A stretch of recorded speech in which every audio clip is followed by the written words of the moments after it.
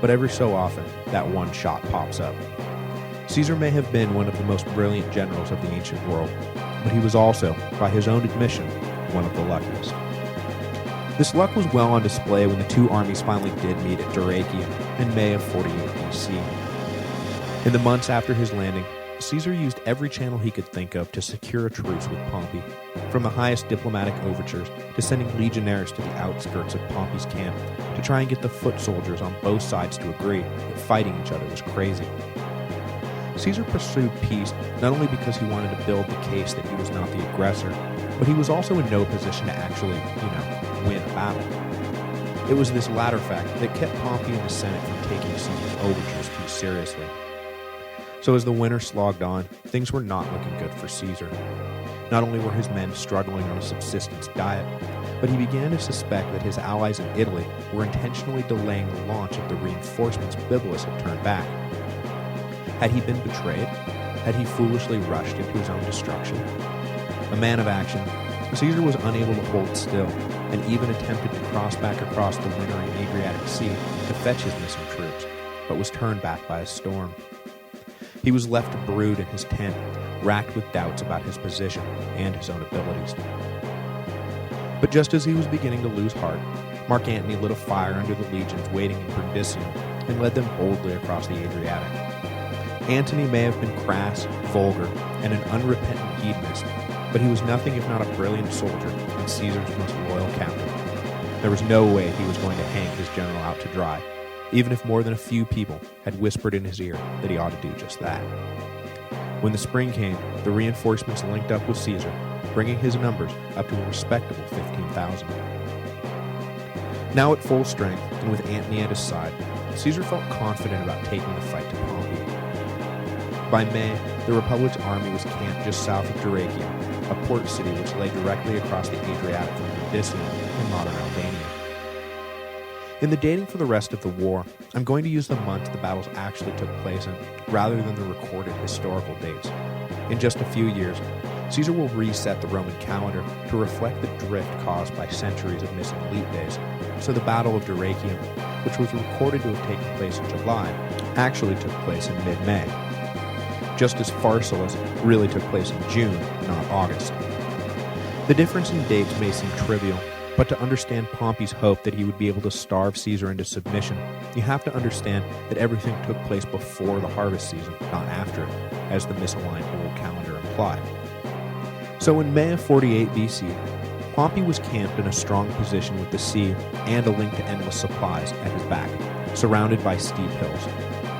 No direct assault was possible, so Caesar decided to try to recreate some of his success at Alesia and hem Pompey in. He ordered the same men who had built him a bridge across the Rhine in 10 days to build him a wall in a giant arc, starting at the sea north of Pompey's camp, running up and down the hills to the east, and then wrapping back around and connecting to the Adriatic in the south. He may not be able to prevent Pompey's access to food, but the wall would cut off his access to fresh water, and the critical pasture land Pompey's cavalry needed to feed their horses. Pompey responded by building his own parallel wall and trench system to keep Caesar's forces out in case they tried an open assault. Caesar notes in his commentaries on the civil wars that the two generals were essentially inventing the ensuing weeks of siege and skirmishes fought in the no-man's land between the two walls has often been compared to the modern trench warfare of World War I rather than a classical era infantry battle. Men would launch themselves over their respective walls and attack, only to be repulsed by the superior defenses they assaulted. They would then return to the safety of their own walls, and the whole bloody drama would be played out in reverse. The stalemate was broken when a few Gallic officers defected to Pompey and brought with them information about the weak points in Caesar's wall. Pompey may have run his side of the war as conservatively as possible, but he could not ignore this opportunity. He pointed his men at the spots identified by the defectors and attacked immediately. Caesar tried to plug the hole, but failed miserably. He lost some 1,000 troops in the fighting and was forced to abandon his wall and retreat. But what initiative Pompey had shown by attacking was immediately negated by his hesitancy to pursue Caesar's fleeing army.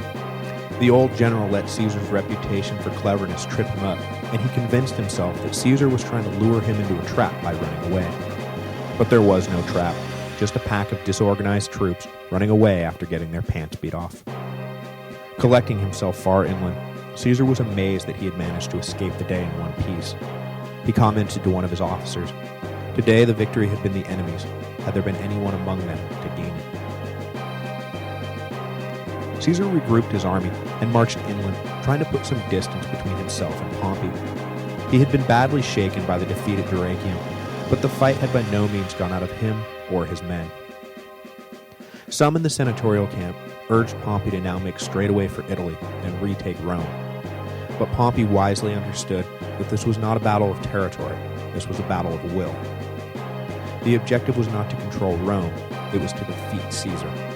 Anything less would be a false summit on the way up the mountain. By June, Caesar had been chased across northern Greece and was encamped near the town of Pharsalus in Thessaly, just on the other side of the mountains from the famous pass at Thermopylae.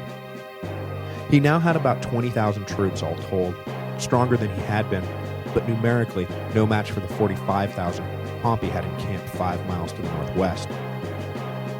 At Pharsalus, Pompey held the high ground and all the advantages of being in friendly country, and so was content to starve Caesar into submission. But he was surrounded by the Senate in exile, who pressed Pompey to attack and end the war once and for all. Every day, Caesar would march his army out onto the plain to offer battle, desperate for a conclusive fight, but Pompey would always decline. After a few days of light skirmishes, though, he finally gave in to pressure from the Senate and marched out in full force.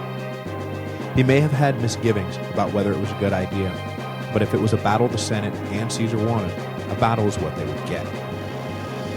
The Senate was overjoyed as they looked past the battle to a post-Caesar world. They argued in their tents about who would become Pontifex Maximus, who would be consul in the next year, how Caesar's estates would be divided. Everything, it seemed, but the battle itself. Caesar was not so distracted. The two armies were lined up with a river on Caesar's left and Pompey's right, making any attempt to flank the other on that front a non-starter. So both commanders looked to Caesar's right as the center of the action.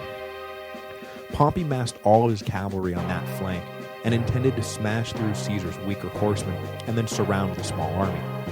But Caesar immediately understood what Pompey's deployment meant and peeled off a cohort of men from each of his 3 lines and angled them as a 4th line as backup for his cavalry.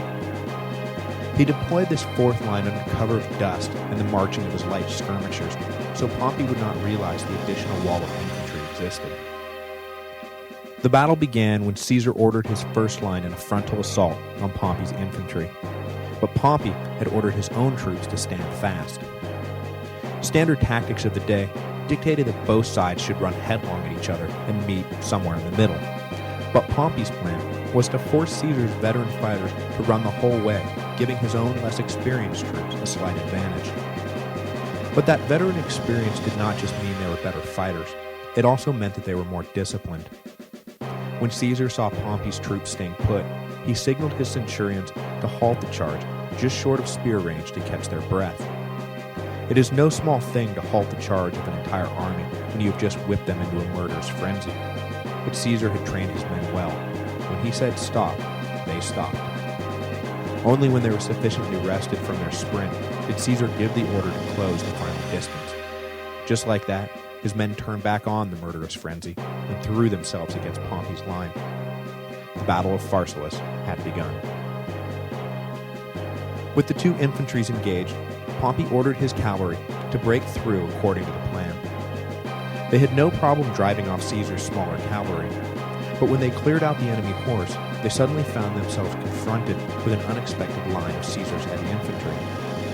This time, it was Caesar's turn to defy convention.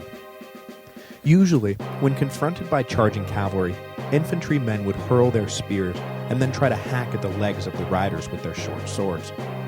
But Caesar ordered his men to hold on to their spears and use those to attack the heads of the riders.